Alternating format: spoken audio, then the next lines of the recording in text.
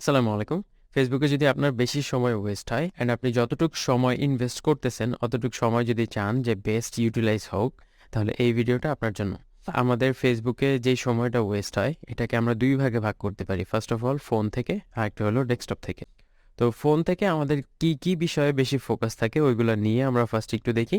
তাহলে আমরা sort out করতে পারবো অ্যান্ড কখন কোনটাকে কন্ট্রোলে নিয়ে আসতে হবে, ওইটা আমরা দেখতে পারবো। এখানে টাইমলাইন আছে আমাদের ফেসবুকে, মেসেজ আছে অ্যান্ড ভিডিওস আছে। এই ৩টা হলো মেইন পার্ট ফেসবুক আমরা যে কারণে ইউজ করি। তো টাইমলাইনের মধ্যে আবার আমাদের মেইন জিনিসগুলো আসে, যেগুলো আমরা অ্যাকচুয়ালি টাইমলাইনে ফলো করি। তো এখানে যদি দেখেন পেজ, গ্রুপস অ্যান্ড ফ্রেন্ডস, এইগুলোর থেকে আমরা যে আপডেটগুলো পাই ওইগুলোই কিন্তু আমাদের টাইমলাইনে আসতেছে। এখন আমি চাইলেই টাইমলাইন অফ করতে পারতেছি না, আমি আবার চাইলেই ফুল টাইমলাইন স্ক্রল করতে পারতেছি না, একটা কেওস সৃষ্টি হয়ে যাইতেছে। তো এইখানে আমাদের মেইন ফোকাসগুলো একটু দেখতে হবে যে টাইমলাইন, মেসেজ অ্যান্ড ভিডিওস, এইগুলোর মধ্যে কি পার্ট আছে ওইগুলো আমরা একটু অ্যানালাইজ করি। আচ্ছা, এইখানে যদি আমরা দেখি, ভিডিওসের মধ্যে আমাদের আছে ওয়াচ, স্টোরিজ অ্যান্ড রিলস। ৩টা কিন্তু ডিফারেন্ট জিনিস। স্টোরিজের মধ্যেও রিলস দেওয়া যায় অথবা just normal picture story. Major পার্টগুলোতে লাইক ভিডিওগুলো ফোনের জন্য অপটিমাইজ, টাইমলাইনটা ফোনের জন্য ইজি টু স্ক্রল, তারপর ওয়াচের ভিডিওগুলো ফোনের জন্য একটা পর একটা আসতে থাকে, ফোনে আমাদের বেশি সময় ইনভেস্ট হয়। তো আমি কখন ফোন থেকে ইউজ করতেছি অ্যান্ড কখন ডেস্কটপ থেকে ইউজ করতেছি ওইটা আমার একটু মনিটর করা লাগবে।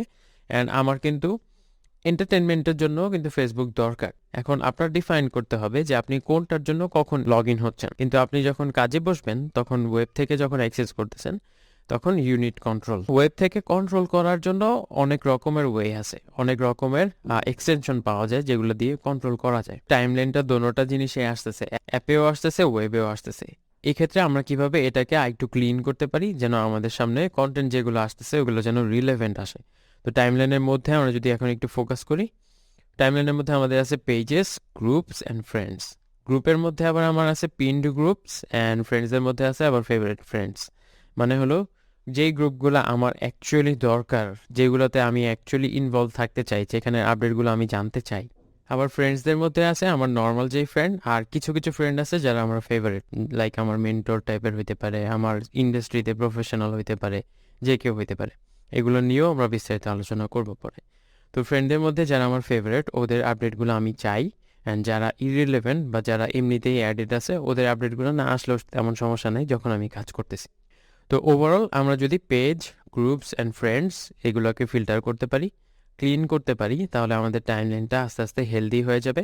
যেই গার্বেজগুলা, যে ইররিলেভেন্ট প্রোফাইলগুলা আমার প্রোফাইলে এত বছর ধরে জমছে, ওইগুলোকে যদি আমি ক্লিন করতে পারি, তাহলে কিন্তু আমার টাইমলাইনটা এফিশিয়েন্ট হয়ে যাচ্ছে। আমি যতটুক টাইম ইনভেস্ট করতেছি অতটুক টাইম বেটার ইউটিলাইজ হবে। তো নেক্সট ভিডিওগুলোতে আমরা এইগুলাই দেখব।